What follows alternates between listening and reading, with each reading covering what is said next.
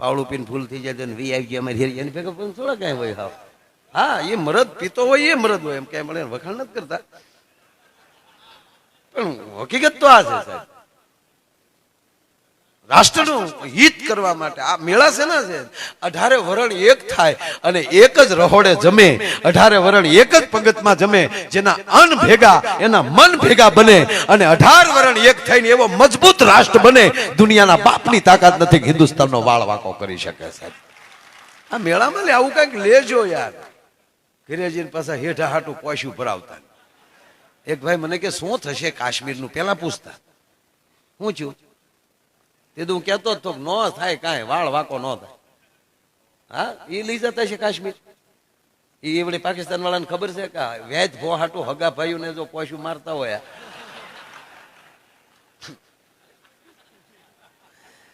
અરે આપણી માવું પૂછો તો બેઠ્યું મારા બાપ, એ માતાજીના ગરબા ગાચ્યો, પાવલી લઈને હું તો પાવાગઢ ગઈ થી, મહાકાળી માં મને દર્શન જો, નહીતર મારી પાવલી પાછી ગયો. મહાકાળી માં દર્શન નો દે, પાવલી જાતિ નો કરતી હોય એની પ્રજા કાશ્મીર જાતું કરે ખરા?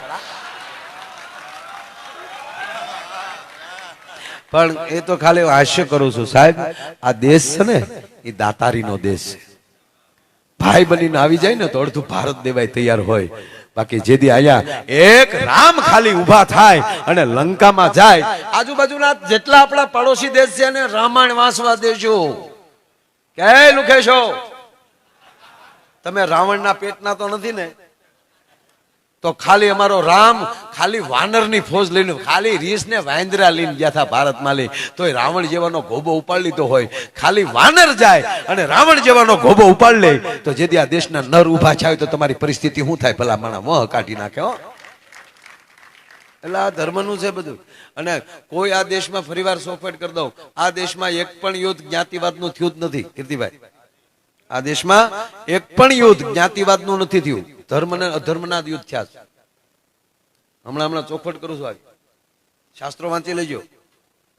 મહારાણા પ્રતાપ ને અકબરનું જો જ્ઞાતિવાદનું યુદ્ધ હોત તો મહારાણા પ્રતાપનો સેનાપતિ હાકિમ ખાન ન હોત.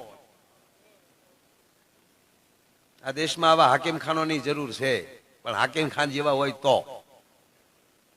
હાકિમ ખાન ને અકબરે સંદેશો મોકલાવ્યો, રૂબરૂ મળવાની તો તાકાત ન થઈ એની અકબર, કારણ કે પ્રતાપનો સેનાપતિ છે, એની સામે ચાર આંખ થોડી ભેગી થાય, ભલામણ આંખું કાઢી લઈ ઓલો ખાટાક દઈ, કારણ કે મેને ચિત્તૌડ કા અન્ન ખાયા હૈ.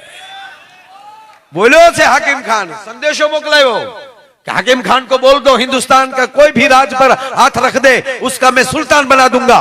एक बार दिल्ली आ जाए, एक बार आगरा आकर मिले मुझे, मांगेगा वो मिलेगा.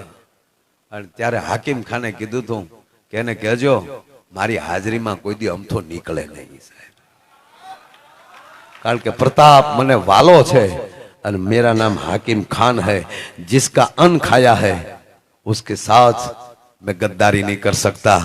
और चित्तौड़ का अन्न खाया है, मेवाड़ का अन्न खाया है और प्रताप मेरा मित्र है. શું હાકિમ ખાન જવાબ આપ્યા? તો જ્ઞાતિવાદનું યુદ્ધ હોત તો હાકિમ ખાન પ્રતાપ ભેગો ન હોત અને અકબર ભેગો માનસી ન હોત. શું સમજો છો બધાને?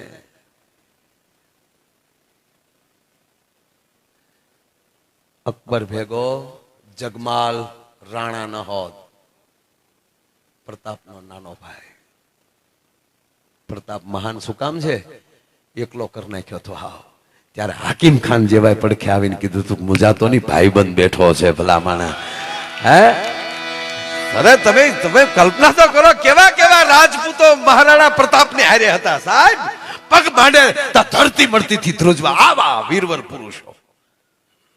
જયમલ રાઠોડ, અરે જયમલ રાઠોડ ની સાહેબ 250 જણા તો ખાલી જયમલ ને એના ઘોડાને મારવા માટે માણસો મૂકેલા કે આ યુદ્ધમાં જો એનો ઘોડો કપાઈ જાય.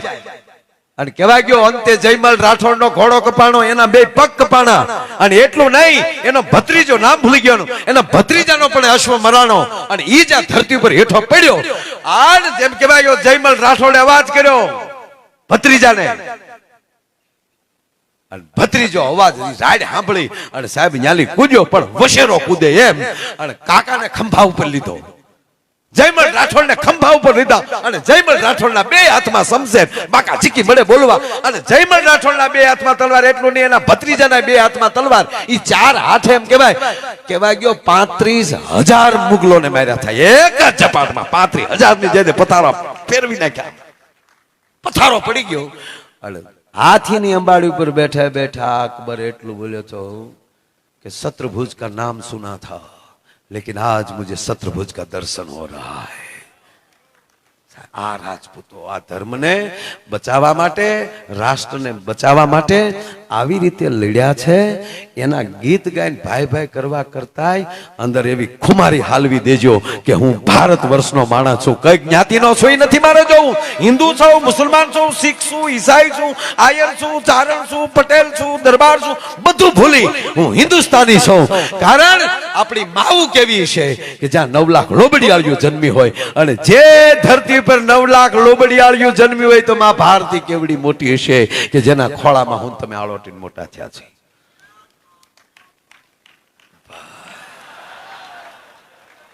એને પોરો સડ્યો એને ભરતી કરી ગયો તાત્કાલિક.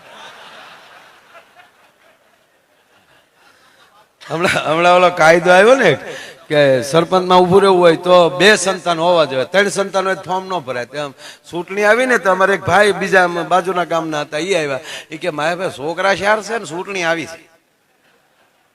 હું કહું તો સારું મત વધે. મને મત નહીં, મને કે ઊભું રહેવું છે. હું કહું તો 2 ને દીક્ષા દઈ ગયો. એટલે બેટી બચાવજો. હકીકત કહો એ નહીં બચે તો મોટરસાયકલ વાહ હું બાજરાને ગુણ્યું નાખીને નીકળશો.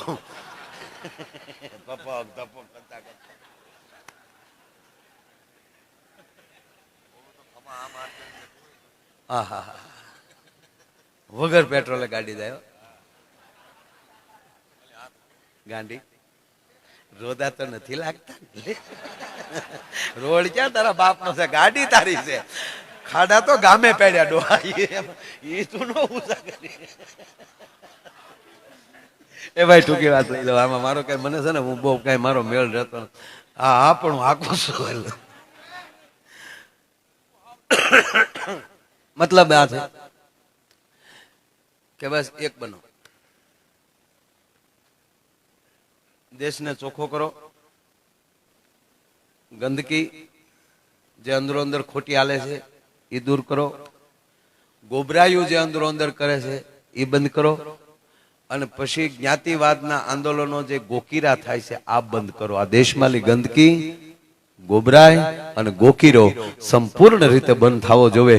અહીંયા અવાજ હોય તો આવા ભજનનો જ હોવો જોઈએ, અવાજ હોય તો અહીંયા આવો એકતાનો જ હોવો જોઈએ, અને અવાજ હોય તો અખંડતાનો હોવો જોઈએ. એ અખંડતાનો અવાજ આવી જશે પછી કોઈના બાપની તાકાત નથી કે ભારત વર્ષનો કોઈ વાળવાકો કરી શકે. એટલે સ્વભાવ પણ ત્યાં પહોંચવો જોઈએ. સ્વભાવ શેનાથી બદલે? સદગુરુની કૃપાથી. ઘણાને ખબર જ નથી હકીકત ક્યાં હું કરવું. એક ભાઈના બાથરૂમનું પાઇપ લીક હતો તો વાંદરી પાનું જોતું હતું પાઇપને ફિટ કરવા. વાંદરી પાનું ગમે ત્યાં લાગે, વાંદરી પાનું જોતું હતું. હવે વાંદરી પાનું એને કોની પાસે મગાય? કાંઈ એના છોકરા પાસે મગાવાય, કાંઈ એના માણા પાસે મગાવાય, આને એની ઘરવાળી પાસે મગાવ્યું. બોલો વાંદરી પાનું લાવી તો હવે નક્કી કરો હું આવ્યું છે. પછી પાનું ન આવ્યો, પાણો આવ્યો. હા હકીકત ઘણા ગણપતિના મંદિરે જઈને નથી કહેતા હે ગણપતિ દાદા રીધી સીધી આપજો. નો મગાય એની ઘરવાળીઓ છે ડોલ વાંઠીમાં લે. એટલે આમ નો સ્વભાવ ફરે કોઈના. એટલે એ બાપુએ ટૂંકમાં સિંટુ પાળી અને સિંટુ પણ ભાઈ સિંટુ એટલે સિંટુડિયો. હા હા બાપુ એમ કે સિંટુ ઇધર આવતા સિંટુ બે પગે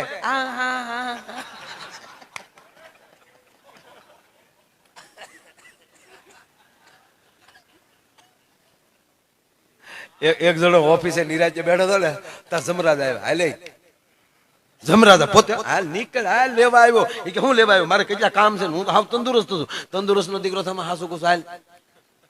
એક જણો ફૂલ પી ગયેલો રોડે આટા મારતો હતો ને ત્યાં જમરાજ આવ્યા. હલે લેવા આવ્યો એ કે આવું ખરો પણ પાડો હું આવી ગઈ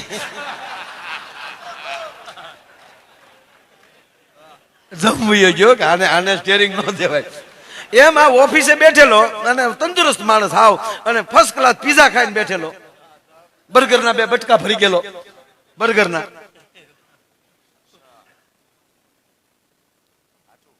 એવો તંદુરસ્ત ઓલા કીધું પણ હું તંદુરસ્ત છું મને કોઈ પીડા નથી અને મને કોઈ વસ્તુ નથી તમે મને લેવા આવ્યા થોડાક દી રહેવા ગયો તો હાસુ કો હાલ જમરાજા કે હું તને મદદ કરવા આવ્યો કે પણ શું મદદ કરવા તને થવું જમરાજા કે નહીં તો તારો મોબાઈલ ક્યાં મોબાઈલ ઘરે રહી ગયો તારી માએ લોક ખોલ નાખ્યો અને બેઠી બેઠી બધા મેસેજ વાંચે બોલો કે તો હાલો તમારા પાડામાં બેજો એ કે પછી ભાંગાઈને આવવું એની કરતા તંદુરસ્તીમાં જ નો ન્યા આવી ગઈ એટલે લખણ ફેરવો થોડા ખારા કરો